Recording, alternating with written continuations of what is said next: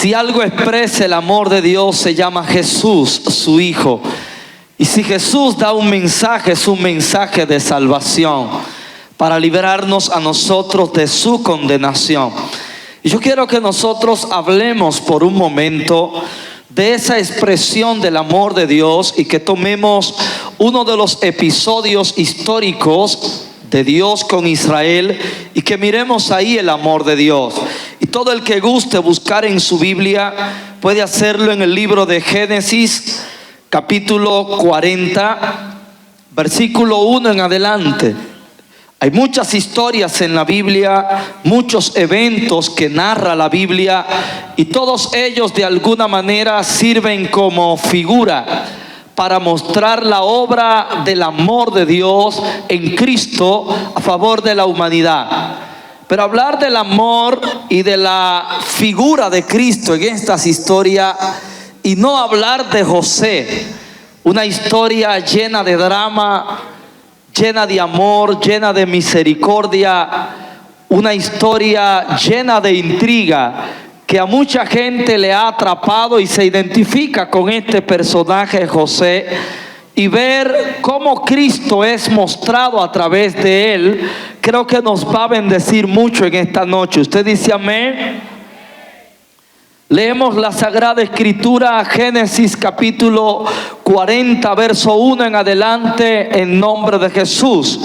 Aconteció después de estas cosas que el copero del rey de Egipto y el panadero delinquieron contra su señor, el rey de Egipto. Y se enojó Faraón contra sus dos oficiales, contra el jefe de los coperos y contra el jefe de los panaderos. Y los puso en prisión en la casa del capitán de la guardia, en la cárcel donde José estaba preso. Y el capitán de la guardia encargó de ellos a José, y él les servía, y estuvieron días en la prisión. Ambos, el copero y el panadero del rey de Egipto, que estaban arrestados en la prisión, tuvieron un sueño, cada uno su propio sueño en una misma noche, cada uno con su propio significado.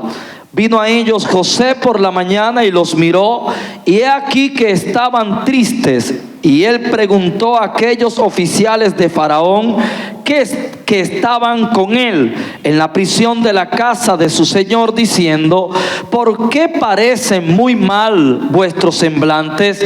Ellos le dijeron: hemos tenido un sueño y no hay quien lo interprete. Entonces le dijo José: ¿no son de Dios las interpretaciones? Cuéntenmelo ahora. Entonces el jefe de los coperos contó su sueño a José y le dijo: yo soñaba que veía una vid delante de mí, y la vid tenía 3 sarmientos, y ella como que brotaba y arrojaba su flor, viniendo a madurar sus racimos de uvas, y que la copa de Faraón estaba en mi mano. Y tomaba yo las uvas y las exprimía en la copa de Faraón, y daba yo la copa en mano de Faraón. Y le dijo José: esta es su interpretación. Los 3 sarmientos son 3 días. Al cabo de 3 días levantará Faraón tu cabeza y te restituirá. Perdón, que es que la luz me está dando en la pantalla y me interrumpe un poco, pero tranquilo, ya termino de leer. Y te restituirá a tu puesto, y darás la copa a Faraón en su mano, como solías hacerlo cuando eras su copero. Acuérdate pues de mí cuando tengas ese bien, y te ruego que uses conmigo de misericordia, y hagas mención de mí a Faraón, y me saques de esta casa, porque yo fui hurtado de la tierra de los hebreos, y tampoco he hecho aquí porque me pusiesen en la cárcel. Viendo el jefe de los panaderos que había interpretado para bien, dijo a José: también yo soñé, y veía 3 canastillos blancos sobre mi cabeza, y el canastillo más alto había de toda clase de manjares de pastelería para Faraón, y las aves las comían del canastillo de sobre mi cabeza. Entonces respondió José y dijo: esta es la interpretación. Los 3 canastillos son 3 días. Al cabo de 3 días quitará Faraón tu cabeza de sobre ti y te hará colgar en la horca, y las aves comerán tu carne de sobre ti. Al tercer día, que era el día del cumpleaños de Faraón, el rey hizo banquete a todos sus sirvientes, y alzó la cabeza del jefe de los coperos y la cabeza del jefe de los panaderos entre sus servidores, e hizo volver a su oficio al jefe de los coperos, y dio la copa en mano de Faraón, mas hizo ahorcar al jefe de los panaderos, como lo había interpretado José. Amén, amén. Puede sentarse. Lo que nosotros acabamos de leer aquí nos muestra una etapa de la vida de José, este personaje que ocupa una gran parte del libro de Génesis por lo largo y significativo de su historia. Ya aquí donde hemos leído, José había sido envidiado por sus hermanos, traicionado por ellos, vendidos a una caravana de gente mercadel que andaba comprando mercancía y vendiendo, y así sobrevivían los ismaelitas. José ya había llegado a la casa de Potifar, ya la mujer de Potifar lo había codiciado, y había ido preso inocentemente, pero lo habían culpado. En su vida de prisionero, de carcelero, es ahí donde se desarrolla lo que nosotros acabamos de leer. El escenario de José era la cárcel. José era un preso en esta etapa, y es el título que le corresponde en mi predicación: era un preso. Pero a José le llegaron 2 compañeros, según leemos aquí. Los 2 eran parte de la estructura de gobierno de Egipto, eran funcionarios del gobierno, para que tenga una idea. Uno era el que dirigía a los coperos y el otro dirigía a los panaderos. Uno tenía que ver con servirle el vino al rey, y el otro con la panadería, la repostería, los postres y todo esto que tenía que ver con harina. Resulta que ambos, la Biblia no da detalle de qué fue lo que hicieron o de qué lo acusaron, pero ambos llegaron a la cárcel y allá se encontraron con José. Un día ambos coinciden en tener un sueño. El sueño los perturba porque ellos no entienden el significado. Es ahí cuando José en la mañana, al otro día, se levanta y mira al copero y al panadero y los ve turbados. Y José se preocupa por ellos y le pregunta: ¿qué es lo que le pasa a ustedes? ¿Por qué están así? ¿Le pasa algún problema? Y ellos le comentan: es que hemos tenido 2 sueños y no sabemos lo que quiere decir, entonces queremos saber el significado. José, que tiene un don de parte de Dios de soñar y de interpretar sueños, José da gloria a Dios y dice: y no son de Dios las interpretaciones de los sueños. En otras palabras, y no es Dios que revela los misterios. Cuéntenme el sueño. Ellos le cuentan: ya usted leyó conmigo o escuchó, uno sueña con 3 racimos de uva y que él tenía la copa con la que él acostumbraba a servirle a Faraón. El otro sueña que tiene 3 canastas de pan en la cabeza y que la que está más alta hay aves que vienen y están comiendo sobre ella. José interpreta y le dice que los 3 racimos representan 3 días, igual que las 3 canastas del panadero. Le habla de 3 días y le dice: a ti, copero, en 3 días Faraón te va a restituir en la posición que tú tenías. En otras palabras, te van a sacar de la cárcel y tú vas a volver a servir en el palacio, volverás a ser un funcionario, el copero. Pero le dice entonces al panadero: mas tú soñaste, y esas 3 canastas también representan 3 días, solo que aquí hay un detalle: en 3 días a ti te van a matar, te van a cortar la cabeza y te van a colgar. El primer sueño, muy bien, pero el segundo sueño, a nadie le gustaría recibir este mensaje para sí mismo. Pero José cumplió con darle la interpretación y le dijo cuál era el mensaje que habían en su sueño. Al cabo de 3 años se cumple lo que José había interpretado en el sueño de ellos 2. Exactamente el tercer día, cuando se cumple el mensaje, el faraón estaba de cumpleaños, estaba celebrando su natalicio, el día de su nacimiento, y es en medio de la alegría y el festejo de su cumpleaños que él cumple el mensaje, mandando a buscar al copero, restituyéndolo, y mandando a buscar al panadero y mandándolo a matar.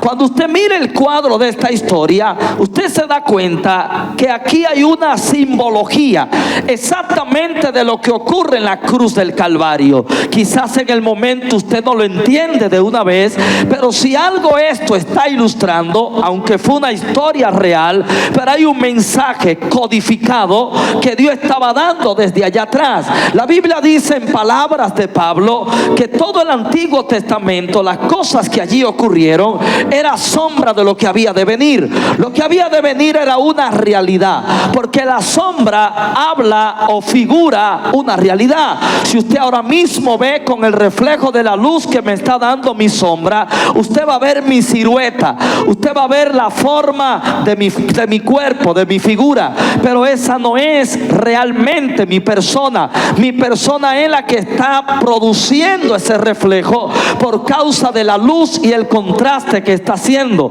Cuando la Biblia dice que el Antiguo Testamento, las cosas que allí ocurrieron, lo que Dios estaba haciendo allí con Israel, era una sombra de lo que había de venir, era porque se estaba asomando una realidad, y esta realidad ya se estaba tipificando en los hechos, los eventos, las historias y los personajes, de manera que ya cuando Cristo aparece en la tierra, lo que ya es sombra, lo que ya es misterio, ahora es una revelación, y Cristo se manifiesta dándole cumplimiento a todas las profecías que hablaban de él, a los mensajes de las historias, a los personajes que lo representaron. Pero lo que aquí está mostrando de Cristo es exactamente la manifestación del amor de Dios.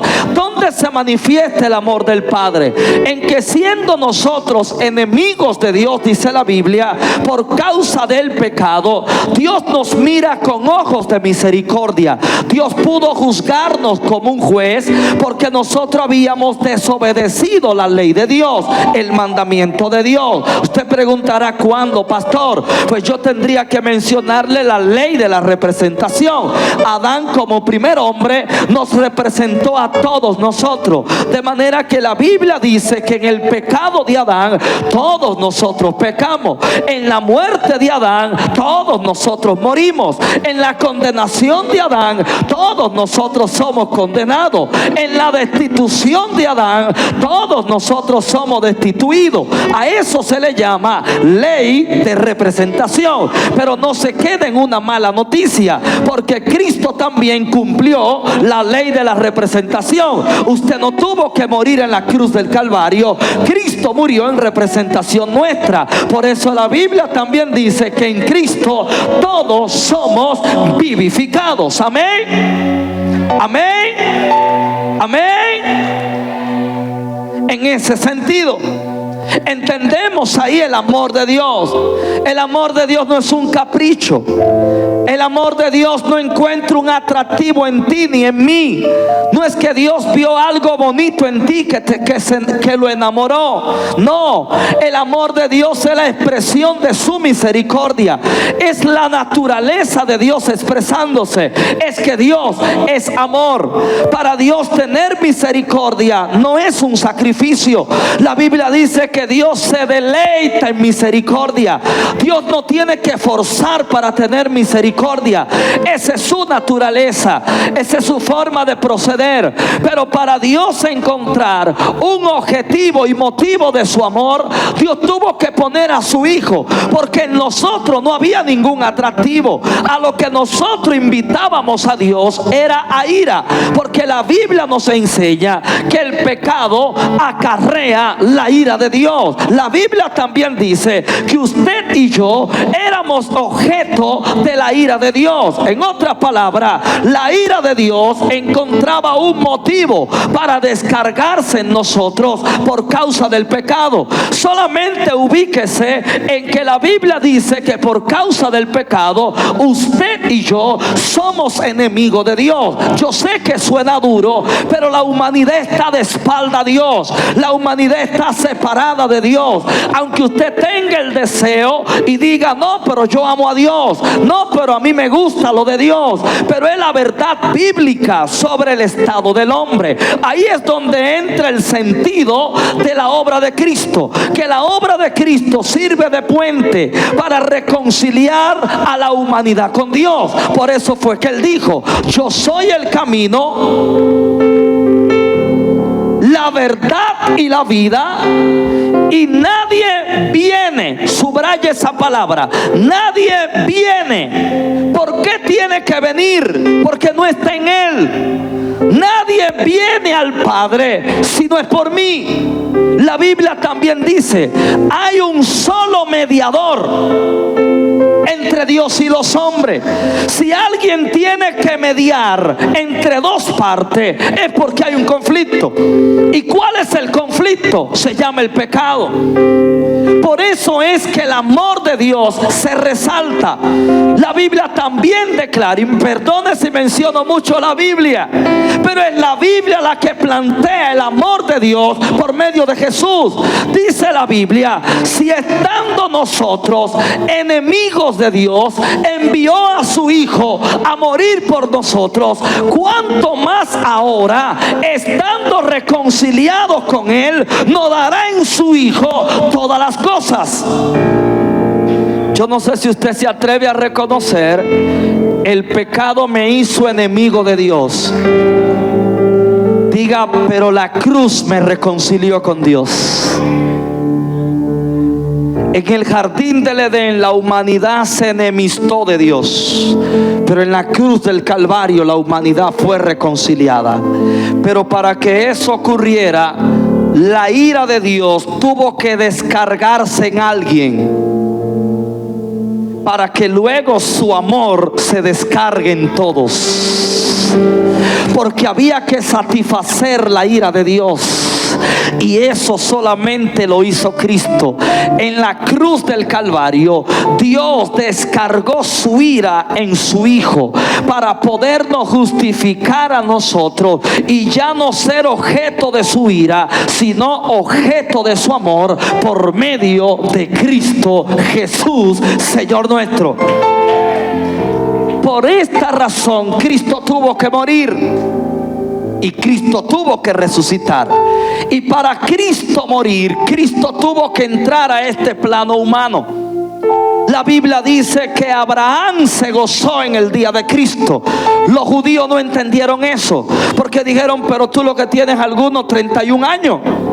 O sea, tú eres un joven y está diciendo que Abraham se gozó en tu día. Si Abraham hace miles de años que se murió, ¿y cómo tú dices que Abraham se gozó en tu día? Simple, porque eso habla de la preexistencia de Cristo. Cristo siempre ha sido, porque Él es Dios. Lo que pasa es que Dios se hizo hombre para poder entrar al plano humano y poder experimentar la muerte, porque obligatoriamente había que morir para poderle pagar a la justicia de Dios, porque está escrito: la paga del pecado es muerte. Entonces había que pagar un precio, y el precio era muerte. La Biblia también dice que usted y yo fuimos vendidos al pecado. El pecado nos compró. El pecado es el dueño de la humanidad que no está en Cristo. El pecado nos domina. domina, nos gobierna. La Biblia enseña en Efesios capítulo 2 que por naturaleza éramos enemigos de Dios. Entienda eso.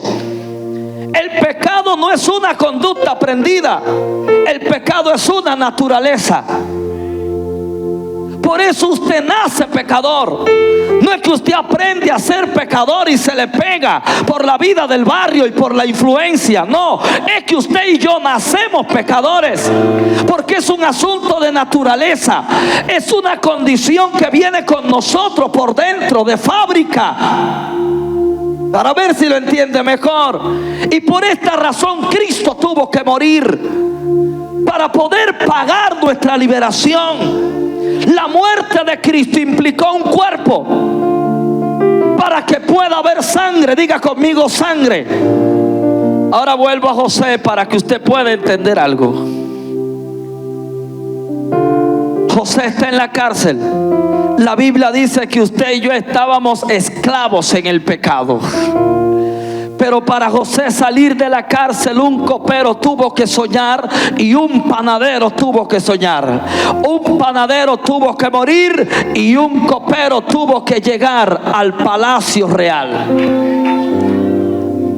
Y cuando usted mire exactamente el panadero y el copero, aquí hay una representación poderosa, porque el panadero representa el pan y el copero representa el vino, y ambas figuras tienen que ver con los elementos que expresan el sacrificio de Cristo, porque Cristo tuvo que morir en cuerpo y tuvo que derramar su sangre. Exactamente al panadero le tocó morir, pero el copero no murió. El copero fue el que llegó al palacio e intercedió delante del rey por el que estaba preso. De manera que el que estaba preso salió de la cárcel en libertad, porque el vino intercedió por él delante del faraón. ¿Está conmigo? Lo que José está viviendo es de manera adelantada y figurada lo que Cristo iba a morir, iba a ver en la cruz del Calvario. Yo me gozo por cómo la Biblia revela el misterio de Cristo. ¿Cómo lo revela? Señores, la Biblia dice en el libro de Levíticos capítulo 17. La Biblia dice ahí, hablándole de leyes ceremoniales al pueblo de Israel, que no debían consumir la sangre de los animales. Y dice la razón, porque la vida está en la sangre. Pero dice más, y dice, y esa sangre servirá para remisión. En otras palabras, servirá para los sacrificios del tabernáculo, para los sacrificios del templo. Y esa palabra remisión tiene que ver con borrar culpa, porque el pecado nos dejó a nosotros en culpa. Mire, el pecado nos mató, nos condenó, nos culpó y nos separó. Por eso es que Pablo en Romanos 8 hace la pregunta: ¿quién condenará? ¿Quién acusará? ¿Y quién separará? A los que están en Cristo. ¿Quién los condenará? Cristo es el que murió. ¿Quién los acusará? Cristo es el que los justifica. ¿Y quién los separará? Tribulación, angustia, persecución, hambre, desnudez. ¿Quién nos separará? Y Pablo termina diciendo: yo estoy seguro que ni la vida ni la muerte, ni lo presente ni lo porvenir, ni lo alto ni lo profundo, ni ángeles ni principado, nos podrá separar del amor de Dios que es en Cristo Jesús, Señor nuestro. Pero usted ve, ¿de qué es que no nos van a separar? ¿De qué es que no nos van a separar? Del amor de Dios. Pero para que no nos separen, ¿cuál es la respuesta? ¿Quién nos condenará? Cristo es el que murió. Diga conmigo, ahí está el panadero. Cristo es el que resucitó y el que nos justificó. Diga, ahí está el copero. Entonces nadie nos puede separar cuando pasamos por la cruz, porque el que pasa por la cruz cree en el que murió en la cruz y resucitó. ¿Está conmigo? Por tanto, aunque la historia del panadero y del copero se ve triste, diga conmigo, era necesario. Era necesario. Cuando usted ve la película de la pasión de Cristo y usted la ve desde el alma, usted se siente mal y usted dice: ¿por qué lo tuvieron que matar? ¿Por qué le hicieron todo eso? Mira, ¿por qué lo escupieron? ¿Por qué lo abofeteaban? Uno se siente mal. Yo hasta he llorado viendo esa película, pero cuando yo la veo con el entendimiento del propósito de Dios, entiendo lo que Cristo le dijo a todo el que quería ayudarlo. Él dijo: es que para eso yo he venido, para dar mi vida en rescate por mucho, pero yo te puedo ayudar. Ninguna potestad te es dada si no viene del cielo. La muerte de Cristo era necesaria. El panadero tenía que morir porque él era la figura del cuerpo de Cristo.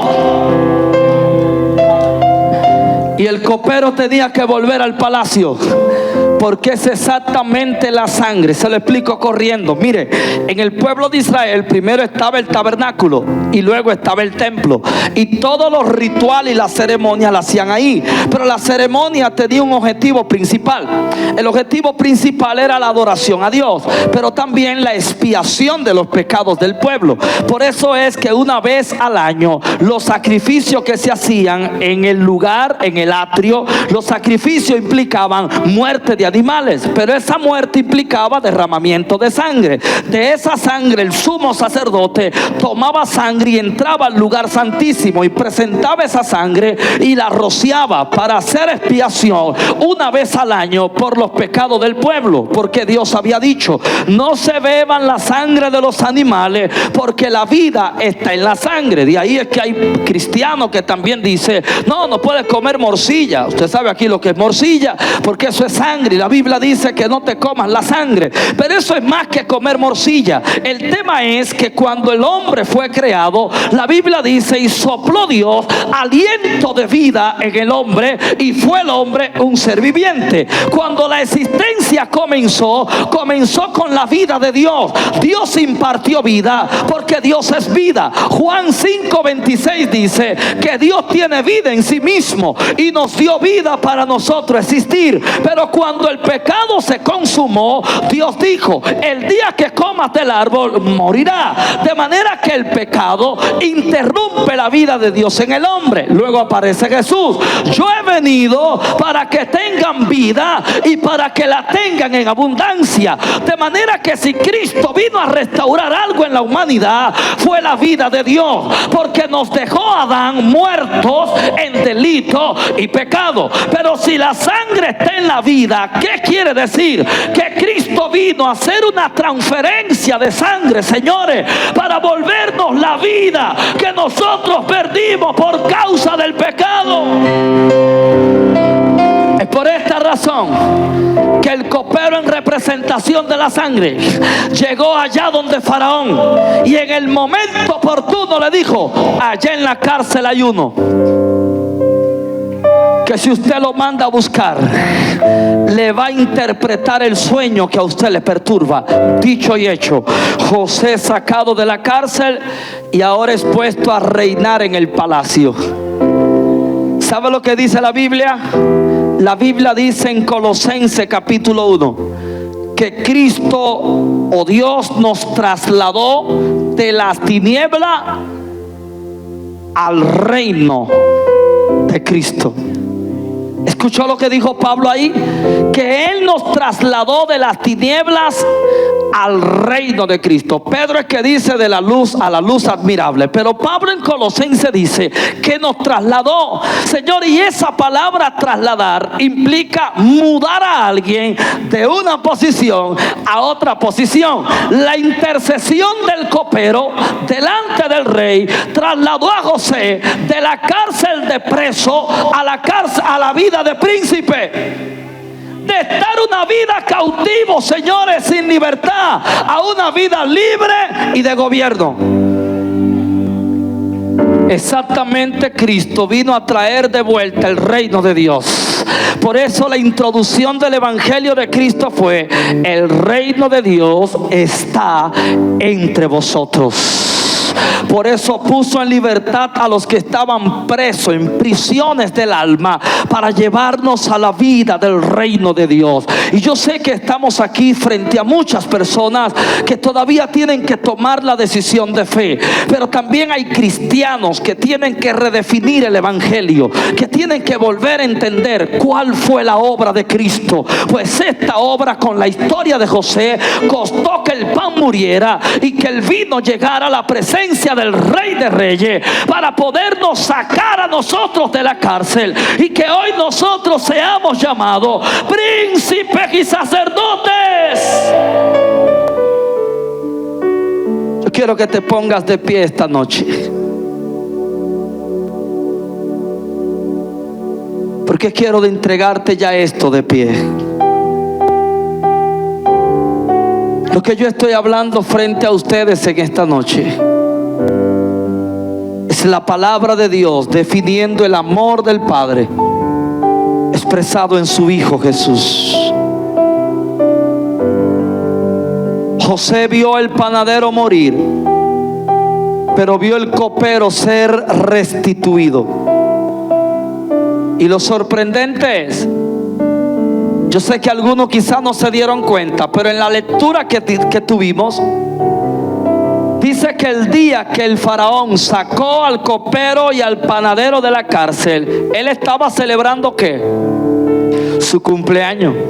¿Qué era lo que estaba celebrando? Su cumpleaños.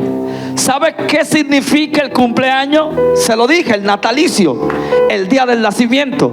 Eso está cargado de un mensaje poderoso. ¿Sabe lo que quiere decir? Que la sangre de Cristo nos da una nueva vida. Que la sangre de Cristo nos conecta con un nuevo nacimiento, que me saca de la muerte y me da una nueva vida. Y ahí no está hablando de algo donde estaban llorando, estaba hablando de una celebración.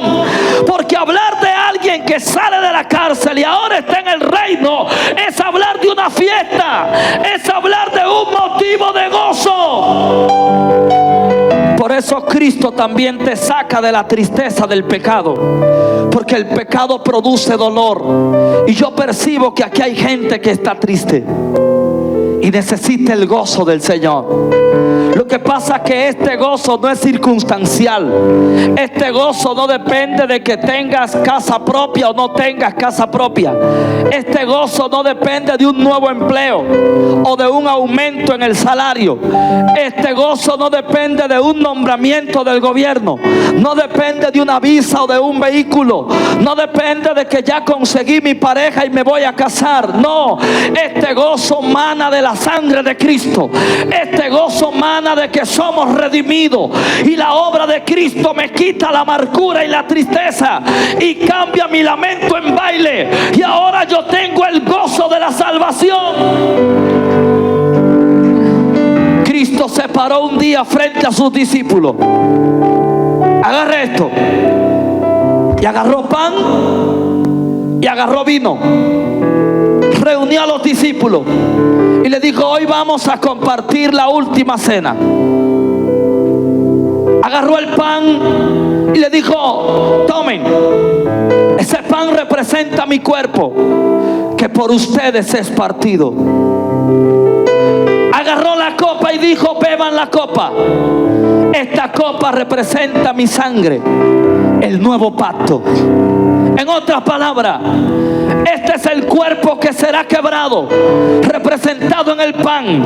Este es el cuerpo que será lacerado. Este es el cuerpo para muerte. Pero esta es la sangre de un nuevo pacto. Y es un pacto de gracia que abre las puertas de la salvación para que usted y yo podamos entrar. El amor de Dios se presenta por medio de Jesús, y Él es el Hijo de Dios dado a nosotros, para nosotros ser salvos. No hay por qué seguir preso en el pecado.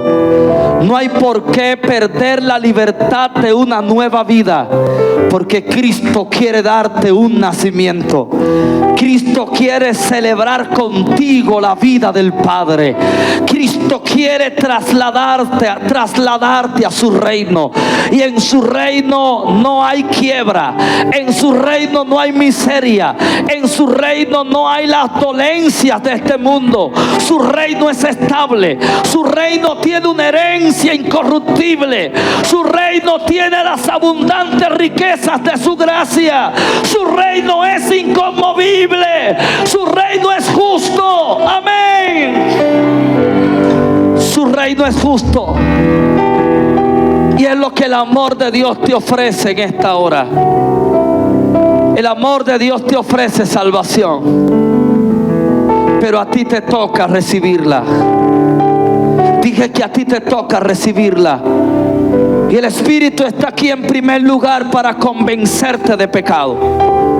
Y utiliza la palabra para convencerte, para que tengas conciencia de pecado y reconozcas tu culpa y reconozcas como el hijo pródigo: he pecado contra Dios, por tanto yo hoy me vuelvo a Él. Pero el Padre no está para juzgarte, está para amarte y salir a tu encuentro y mandar a matar el becerro más gordo, que en verdad ya lo sacrificaron, para celebrar contigo el que te hayas arrepentido y devolverte todo lo que el pecado te quitó. Como le dijo el rey David a Mefibosé: yo te devolveré todo lo que es tuyo. Todo lo que Dios nos entregó a Adán, Cristo nos los devuelve. Y esa es la vida eterna, señores. Esas son las abundantes riquezas de la gracia del Señor. Quiero que levantes tu mano un momento. Este lugar está cargado de fe y cargado de oración.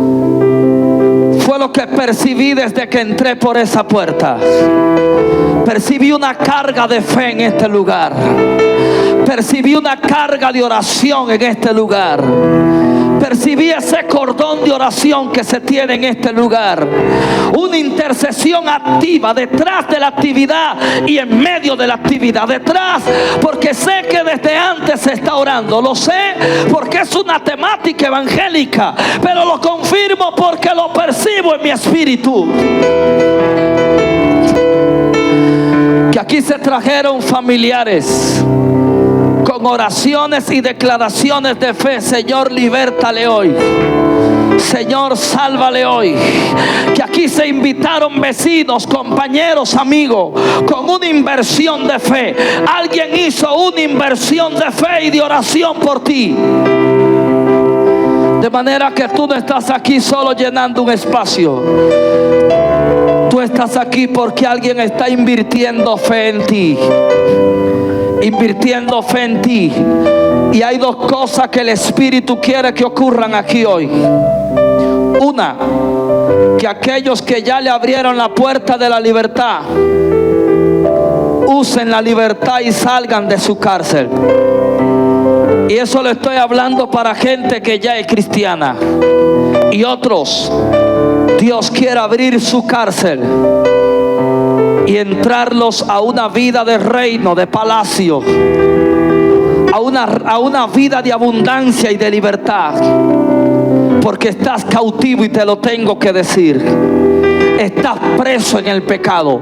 Por eso hay cosas que las has tratado de dejar y no has podido. Por eso hay cosas que has querido cambiar en tu vida y no has podido. Porque si algo le falta a un preso es libertad. Y el que no tiene libertad no hace lo que quiere sino lo que puede. De manera que Dios te ha traído aquí para darte la libertad que tú necesitas. Por eso te invito a levantar tu mano. Porque hay una intercesión de la sangre a favor tuyo. Y es así de simple. Así tú creyéndolo, quiero que lo creas. Porque cada quien sabe lo que Dios le está diciendo. Quiero que lo creas en esta hora. porque sé que algo se va a romper a tu favor. Sé que un yugo se va a romper a tu favor. Así que alguien tiene que soltar las ataduras en esta hora. Alguien tiene que decirlo con su boca: suelto las ataduras. Yo no sé si usted ha leído en la Biblia el propósito del Espíritu en Cristo. Dicen una: a poner en libertad a los oprimidos. Pero dicen otra: a pregonar libertad a los cautivos. A uno los pone en libertad y a otros le anuncia la libertad.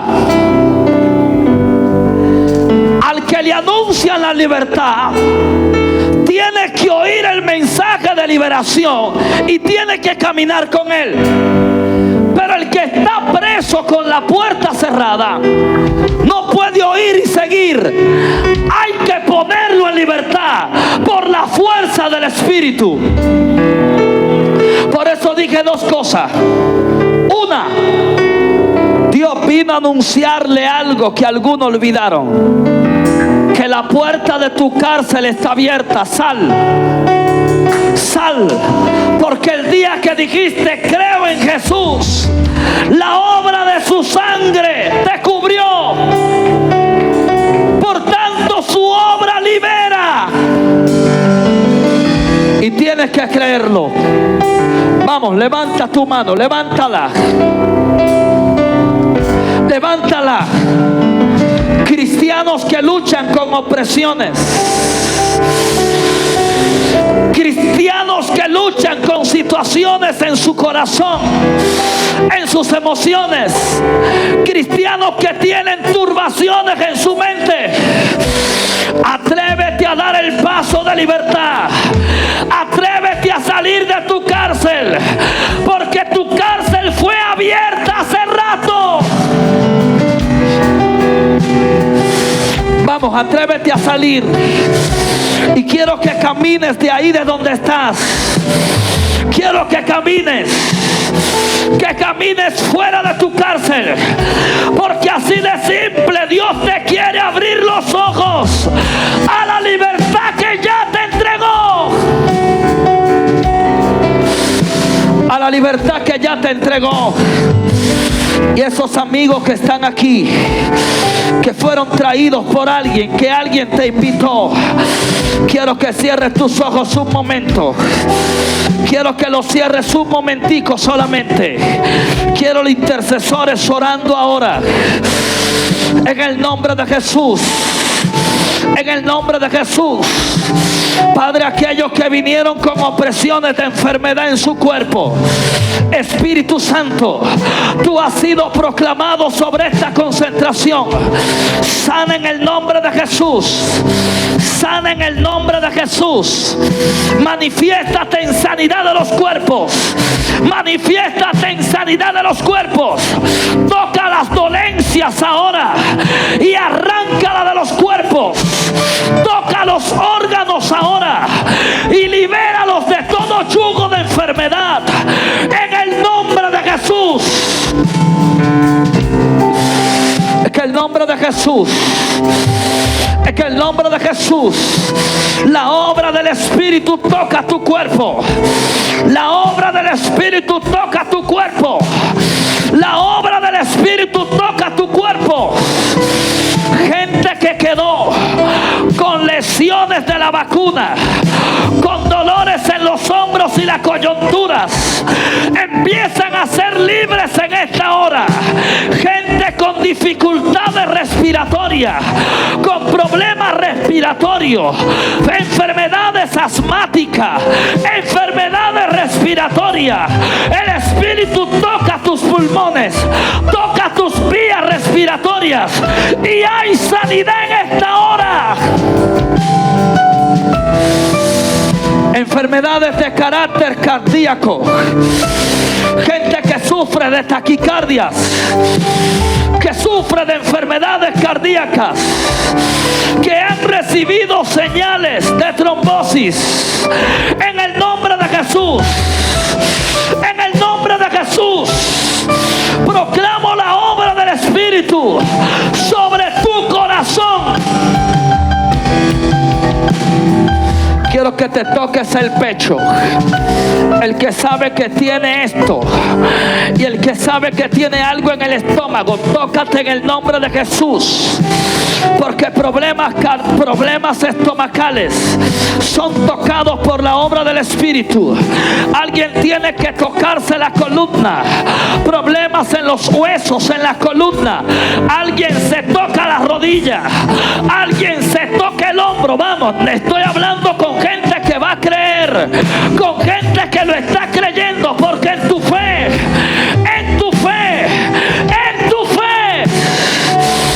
y la obra del Espíritu camina entre ustedes. Camina entre ustedes. Gente que lo está creyendo. Gente que lo está creyendo. Ahora proclamo la obra del Espíritu sobre gente oprimida por maltratos, sobre gente oprimida por el pasado, sobre gente oprimida por influencias demoníacas, gente con pensamiento suicida, gente atrapado por sentimientos de tristeza, gente atrapado por amargura. Intercedo por ti en el nombre de Jesús. Es que el nombre de Jesús, es que el nombre de Jesús, es que el nombre de Jesús. Y termino con dos cosas. Todo el que se ha identificado con lo que estoy declarando y orando, quiero confirmarlo sobre ti. Quiero que vengas aquí delante, por favor. En las oraciones de sanidad, de liberaciones de opresión, quiero confirmar la obra del Espíritu sobre tu vida. El que se ha identificado con esto, o el que ha sentido la obra del Espíritu en esto, quiero que venga aquí. Y por favor, no tengas miedo ni vergüenza. No te voy a subir a la tarima ni te voy a hacer nada raro. Pero necesito que muestres tu fe en esta hora. Necesito que muestres tu fe en esta hora. Y quiero confirmar la obra del Espíritu por medio de la fe al venir aquí delante. Al venir aquí en el nombre de Jesús. Vamos, trasládate aquí. Trasládate aquí. Es que el nombre de Jesús. Corre, que ya terminamos. Es lo primero. Ven aquí adelante que quiero confirmar la obra del Espíritu en tu fe. Quiero confirmarla. Venga el que falta, por favor.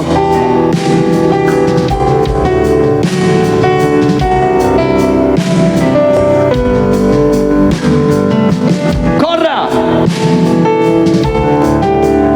Al venir aquí delante está mostrando tu fe.